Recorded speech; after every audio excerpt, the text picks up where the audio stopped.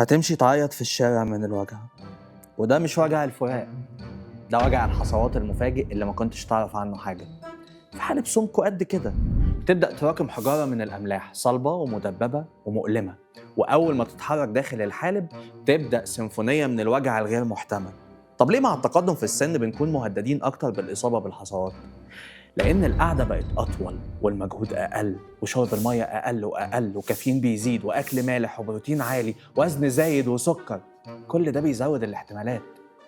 الوراثة كمان بتلعب دور مهم.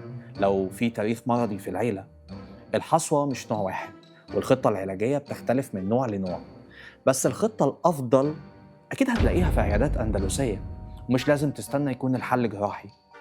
المتابعة الطبية مع بداية الشعور بأي ألم ممكن تسهل عليك كتير، والأسهل إنك تعمل لنا فولو علشان نلحقك دايما بإجابات أسئلة منتصف العمر اللي دايما شاغلة بالك.